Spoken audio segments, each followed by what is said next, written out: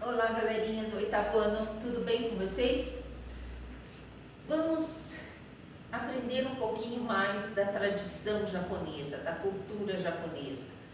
Nós gostamos da comida japonesa, nós achamos interessante os arranjos que os japoneses fazem e hoje nós vamos ver o Teatro No, que é uma tradição seguida há séculos e que sempre está sendo aprimorada no sentido de não modificar o que eles aplicam no Teatro No, mas aprimorada no sentido de que o artista tem que ser cada vez melhor, conservando as suas tradições. Aqui você tem um desenho que representa o palco do Teatro No, aonde nós vamos inclusive depois assistir um filminho, nós vamos ver a explicação daquele corredor com aquelas plantas que vão mudando a altura até chegar no centro do palco. Nós temos um palco relativamente pequeno, com poucas pessoas em volta e com alguns instrumentos musicais que acompanham o teatro. Não é como o nosso teatro convencional aqui do Ocidente, que muitas vezes tem uma orquestra ajudando a criar um fundo musical. Bom, o Teatro No foi reconhecido pela Unesco como Patrimônio Imaterial da Humanidade. O que significa isso? Que não é um patrimônio como uma casa, como um templo, como um monumento, mas sim como parte da cultura daquele povo. A palavrinha No significa talento e habilidade. Se desenvolveu a partir do século XIV no Japão e até hoje é reverenciado como uma das grandes obras da cultura japonesa. Aqui, nesse filme, nós vamos ver algumas explicações sobre o Teatro No fisicamente, como que é constituído o palco do Teatro No, inclusive embaixo do tablado do Teatro No, como que acontece a acústica dele.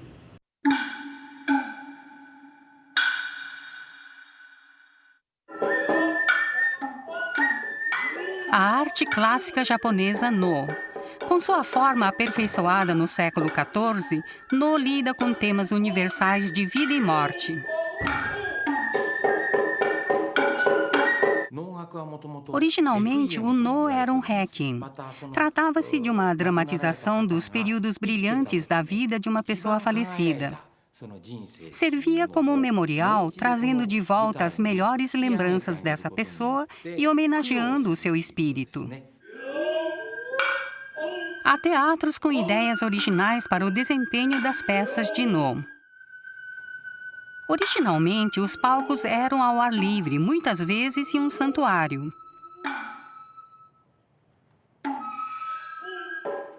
É por isso que os palcos de No são cobertos por um telhado.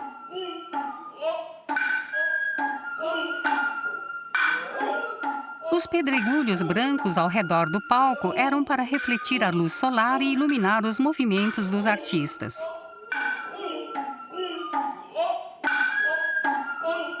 A ponte Hashigakari leva ao palco principal. Ela simboliza a passagem entre os mundos dos mortos e dos vivos. Efeitos de perspectiva dramatizam a entrada dos personagens. Os 3 pinheiros ao longo da ponte aumentam gradativamente de altura. Isso proporciona uma ilusão óptica, fazendo parecer que o ator vem de uma longa distância. O palco principal representa o mundo dos vivos. Os atores atuam como espíritos bons e ruins e seres humanos vivos com máscaras especiais. Usar máscara restringe muito o campo de visão do ator. No palco de 6 metros quadrados, os atores usam os 4 pilares dos cantos para demarcar suas posições. Quando entramos no palco, sabemos quantos passos devemos dar à frente para estar exatamente naquele ponto desejado. Ensaiamos esse instinto constante diariamente e, graças a isso, não necessitamos pensar sobre a questão quando estamos atuando. Outra característica do No é como os atores pisam no palco para produzir sons.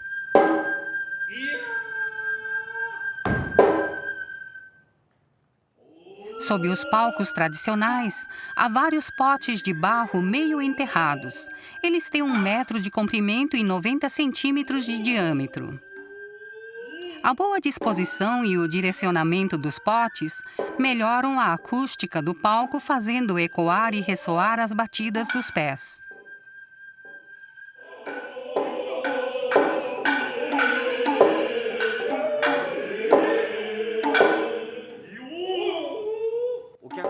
O público tem uma visão clara do palco a partir de todos os lados e não há cortinas. Não existe, na verdade, a parte frontal do palco. Os atores e os músicos muitas vezes cantam, dançam e mostram suas costas para a plateia. Para mim, um palco bem projetado é absolutamente essencial para a produção de uma boa peça de No. No, uma arte refinada, cultivada ao longo de 7 séculos, deve muito do seu fantástico impacto ao original design do palco. O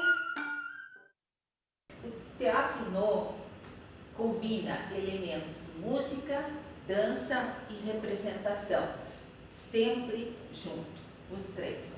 O No é formado por um repertório de 250 peças tradicionais inspiradas em mitos e textos do Japão medieval. Por isso, vocês vejam que a peça é a mesma e os passos e a fala é sempre a mesma, não existem alterações, apenas aperfeiçoamento, certo? Vamos ver. Dentro do teatro No, cada detalhe é essencial. O formato do palco é desse pestre japonês, como vocês já viram lá no filme. Avança em direção à plateia, envolvendo a todos com uma performance no palco. O que é performance? É a apresentação. O No possui também uma orquestra, onde são 4 instrumentos musicais.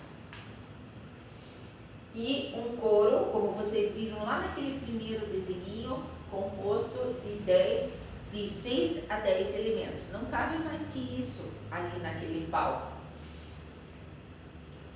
Esse coro, essas vozes que entoam músicas, têm um papel fundamental na apresentação dessa peça.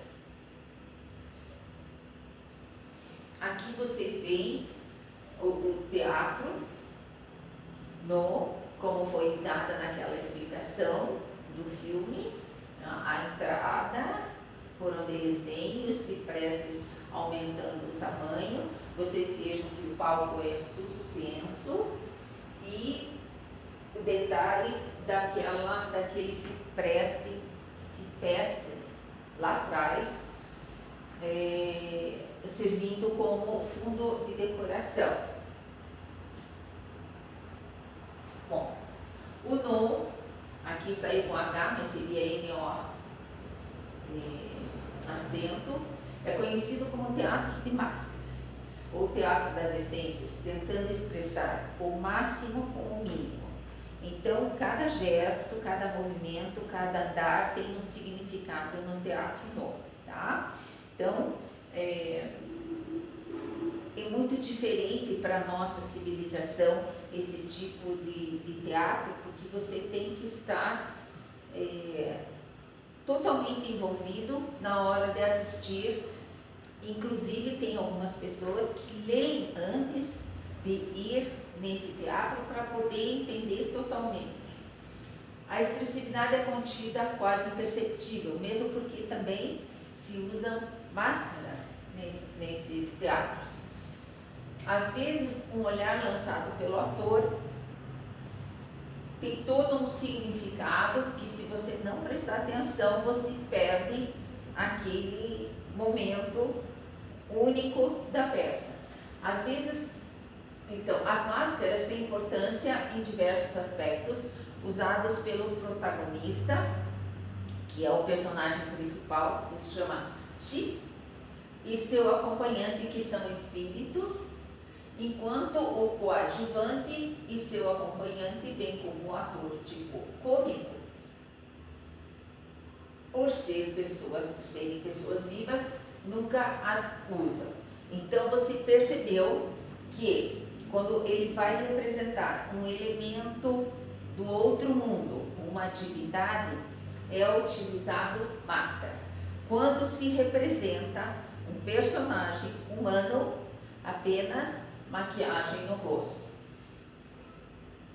Geralmente o protagonista principal é um espírito ressentido por sentimentos passados, dos mais variados, enquanto o coadjuvante é uma espécie de apaziguador. Vocês sabem que o teatro No é um teatro extremamente melancólico, é um teatro bastante triste. Então, este segundo personagem vem para quebrar um pouquinho a melancolia dessa história. Tudo se revela em um palco de cenário simples, como nós já vimos, geralmente com pinheiro pintado ao fundo, Kami-ita, junto com a ponte estreita, ponto utilizado como entrada e saída dos atores.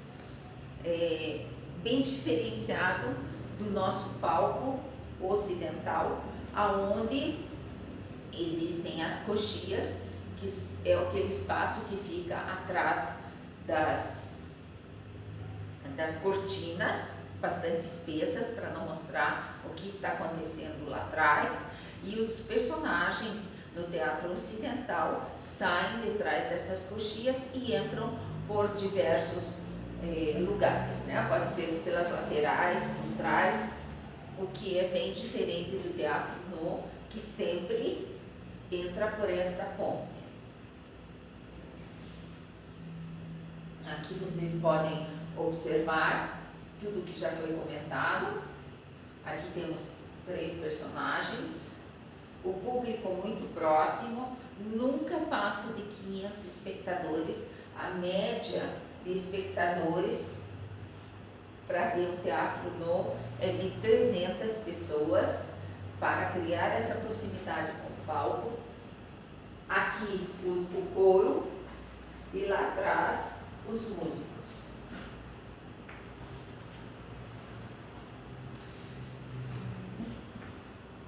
Olha que interessante, a postura do corpo no teatro japonês.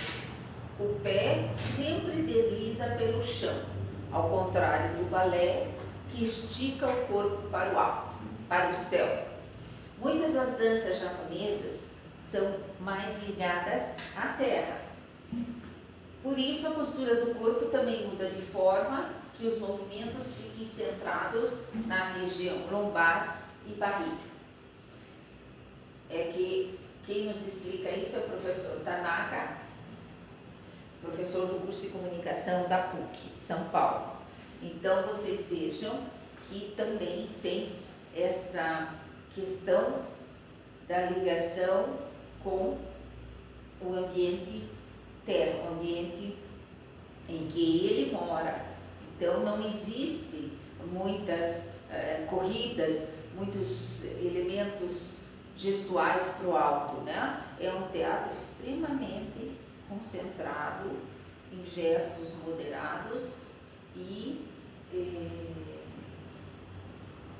melancólicos, né? Aqui nós temos um personagem do Teatro No, onde ele está usando a máscara que nós já comentamos.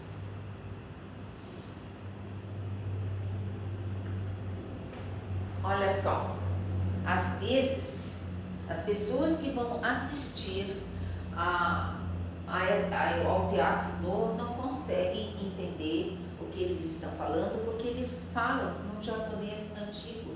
Então, a maioria do público pesquisa antes para ir assistir a peça.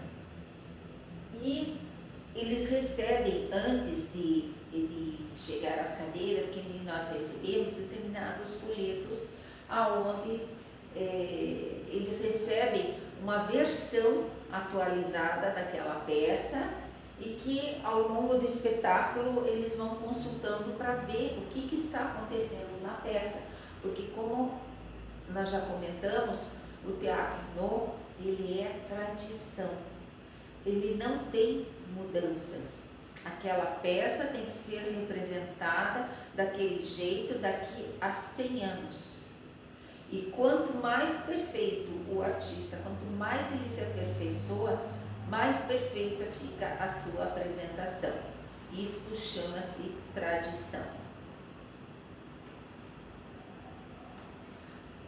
Novamente, aqui está um pouquinho difícil de perceber, mas vocês vejam que muda a peça e os personagens continuam nos mesmos lugares, os músicos sempre no mesmo lugar, o coro no mesmo lugar e o centro do palco para quem está representando.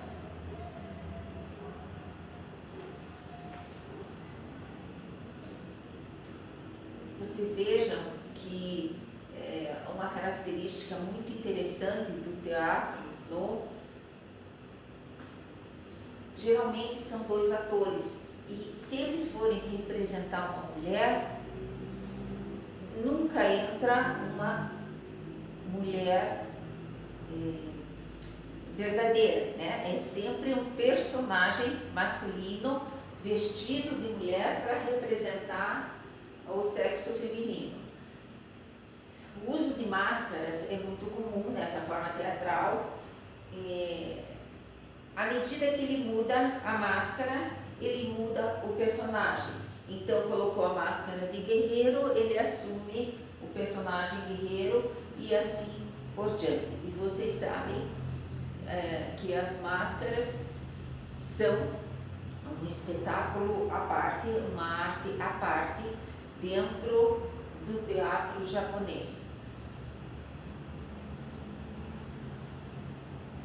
Aqui temos um guerreiro. Vocês vejam que não dá para ver a expressão do artista, tá? Então é o corpo dele que vai falar. Por quê? Porque a máscara cobre toda a expressão facial. Isto é o que difere grandemente do teatro ocidental.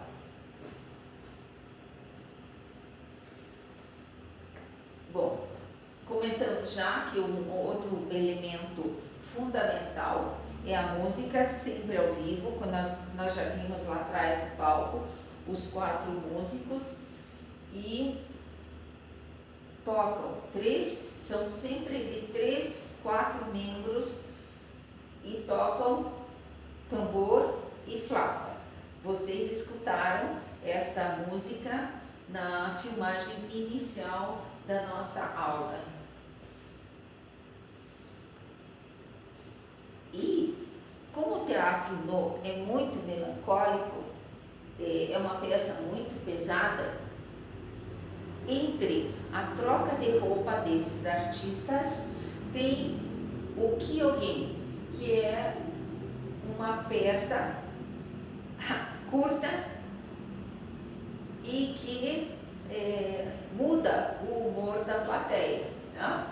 Então, as peças de No costumam apresentar temas pesados e melancólicos, como eu já falei, com a aparição de fantasmas atormentados e endividados. Por isso, para aliviar um pouco a tensão, normalmente há a apresentação de um tipo de comédia chamada Kyogen, entre 2 peças de No. E aqui vocês podem ver, eles não usam máscaras, né? E saem todos aqueles personagens também do fundo que estavam acompanhando o Teatro No.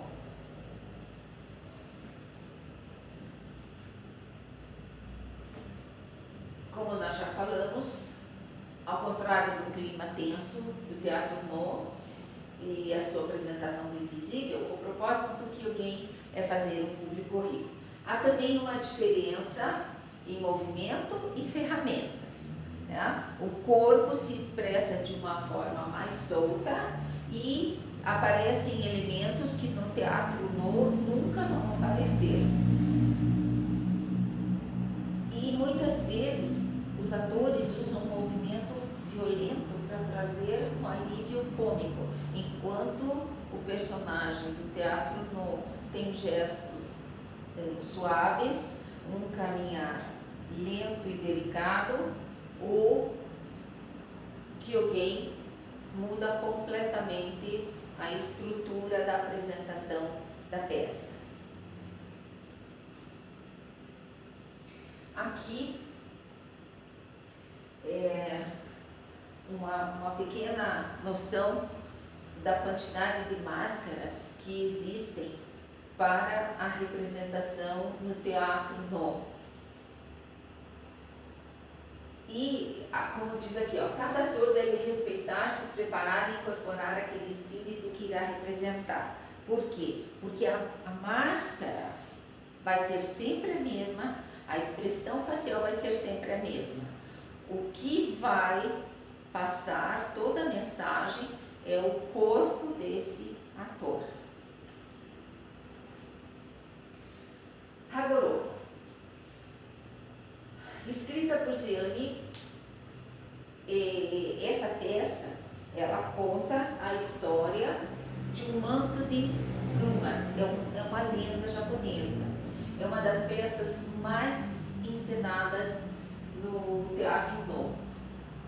Nessa peça, um pescador, ele encontra esse manto de penas, de plumas, e quer ficar com ele. Mas logo aparece uma divindade, representada por um ator protagonista, que está vestindo uma máscara, chamado Tenin, pede ao pescador que lhe devolva o manto. Porque sem o manto, essa divindade não vai conseguir voltar para o céu. E aí, o que acontece? O pescador diz que devolve, mas ele negocia a devolução desse manto. Ele só vai devolver se essa divindade apresentar uma dança para ele. E assim, a divindade apresenta a dança e no final chama a atenção desse pescador, porque o pescador duvidou da palavra dessa divindade e eles não mentem. Então ele mostra para o pescador que as divindades são diferentes dos humanos, que mentem, que escondem e que ele jamais faria isso. Essa divindade pega o seu manto de plumas e volta para o seu lugar. Aqui nós temos um brasileiro chamado Cláudio Seto, que traz para a nossa cultura brasileira todo um conhecimento da cultura japonesa em termos de textos, de poesias, de desenhos, de crônicas e mais famoso, o que deixou ele mais famoso foram os seus mangás.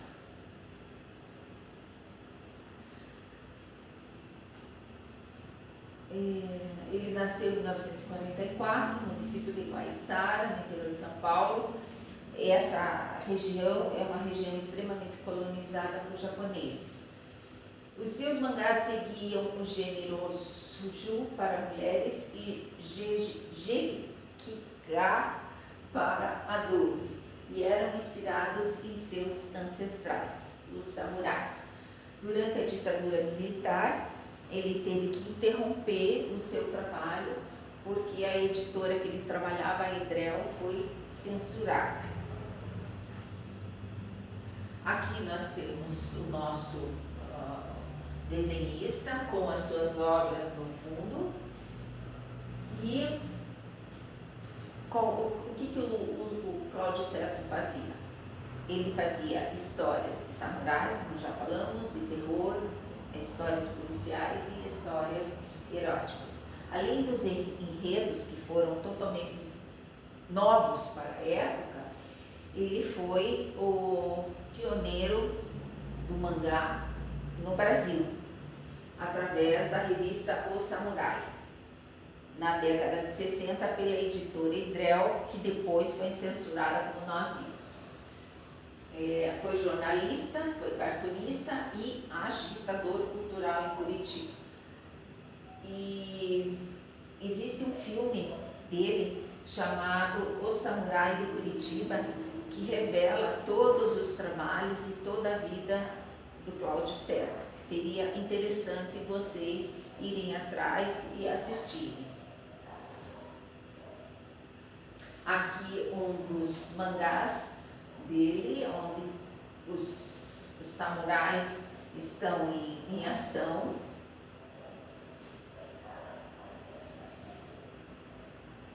E também o Certo, ele é citado em várias obras de referência como um dos artistas mais importantes dessa empresa Grafipar e um dos melhores desenhistas no período em que ele viveu. Não? Já falamos que ele foi jornalista e ele fazia muita charge também. E outra coisa que valorizou muito a cultura japonesa foi o fato dele escrever sobre a imigração do seu povo, do sofrimento e das alegrias que o seu povo teve na vinda para o Brasil e também toda a cultura que esse povo trouxe. Lendas e fábulas, isto é muito importante para se conservar a tradição de um povo. E nós sabemos que aqui em Curitiba tem uma vez por ano o festival da Hanamatsuri, que são os festivais da comunidade japonesa, que a princípio acontecia na Praça do Japão e depois, devido ao tamanho, a proporção que essa festa tomou, ela acabou indo para o Parque Barigui. E ele era uma das pessoas que ajudavam a organizar esse festival, que acontece até hoje. Aqui mais um pedacinho das charges que ele faz, dos desenhos, né? Aqui, no caso, é o mangá. Então, vocês vejam a beleza dos traços, dos personagens, o movimento e as características da cultura japonesa. Alguém já viu essa personagem em algum lugar? Alguém já assistiu este filme, onde humanos são transformados em porcos? Este é um filme de 2001. Chamado A Viagem de Chihiro. A Viagem de Chihiro se tornou um marco não só das produções do estúdio Ghibli, mas da animação japonesa e mundial como um todo. Esse filme teve uma qualidade técnica primorosa e uma história extremamente simbólica e sensível. O filme foi escrito, dirigido, desenhado pelo mestre Hayao Miyazaki, que além de fazer toda a criação, todo o desenho, ele acompanhava toda a filmagem, todo o processo de apresentação dos artistas. Então, aclamada pela crítica internacional, a obra é frequentemente citada como uma das melhores da década de 2000 e uma das melhores animações de filmes desse gênero de todos os tempos. Este filme foi vencedor do melhor filme de animação de 2003. Aqui nós temos a Chihiro, que é a personagem principal, e alguns personagens do filme. A Chihiro é uma criança que tem que se mudar para outra cidade e, como toda criança, ela vai deixar os amigos e ela não quer fazer essa viagem, não quer deixar esses amigos para trás. E durante a viagem, os pais resolvem tomar um atalho e acabam chegando numa cidade vazia, porém uma quantidade enorme de barracas de comida. Aproveitam, vão comer, vão descansar, mas a Chihiro fica com o pé atrás de ver tudo aquilo sem pessoas, né? Tudo aquilo exposto e sem nenhuma pessoa. E daí ela começa a andar por essa cidade fantasma e encontra um menino de nome Haku, que pede para ela ir embora. Nesse meio tempo, a noite cai e aos poucos seres estranhos começam a aparecer na cidade. E estes seres estranhos, eles vivem numa segunda dimensão e não toleram humanos. Aí está a Chihiro e o seu amigo Haku. E a Chihiro acaba indo atrás dos seus pais nesse anoitecer, mas os seus pais já tinham se transformado em porcos. Então, na última tentativa de escapar, um rio apareceu no caminho até a entrada onde está estacionado o carro. A menina e os seus pais porcos ficam presos nessa cidade. Então, Haku decide ajudá-la, pois os dois têm uma forte ligação e eles não entendem por que eles são tão ligados. E Chihiro fica na cidade tentando se infiltrar neste mundo misterioso e também porque ela quer salvar os seus pais.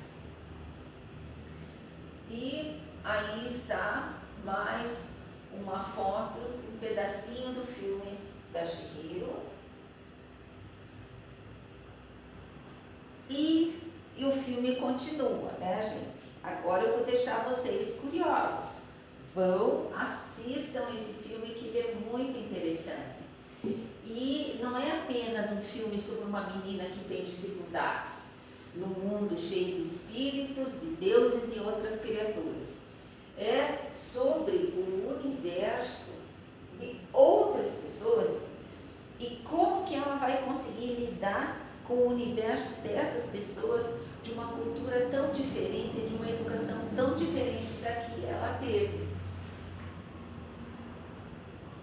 Muito além do simplório, o limite da minha liberdade, o início da liberdade do outro, a animação mostra um período de amadurecimento em que Chihiro não tem seus pais e ela tem que amadurecer de uma forma bastante difícil, sem poder recorrer a quem ela sempre recorreu.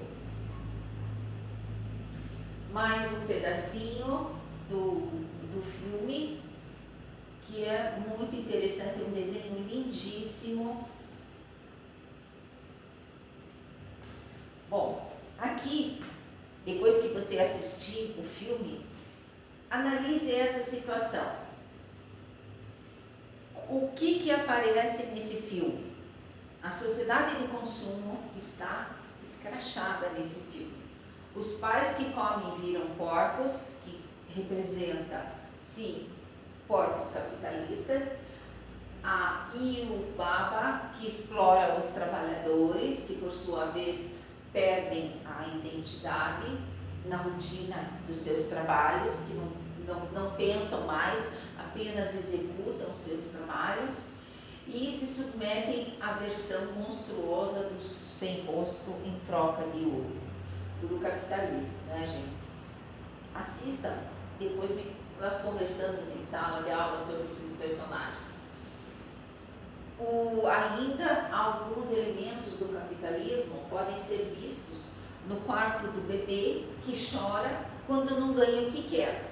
Quantas crianças desnecessariamente mimadas você conhece?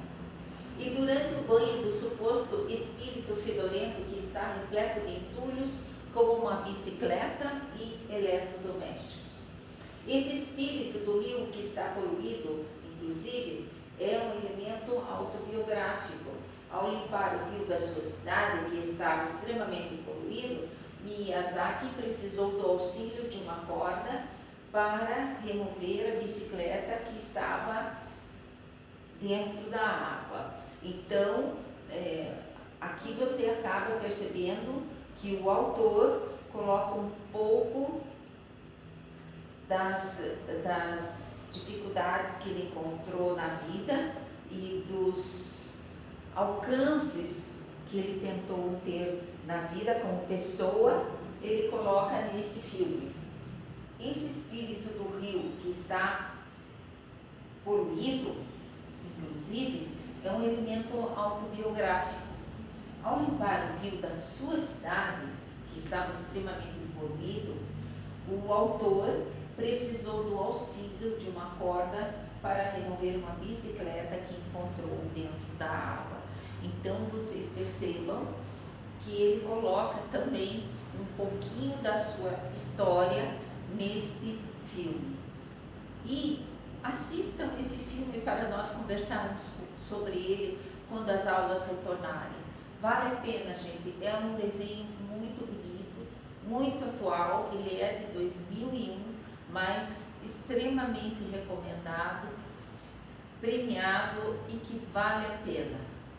Então, pessoal, vamos torcer para que nossas aulas voltem logo e até a próxima aula. Tchau!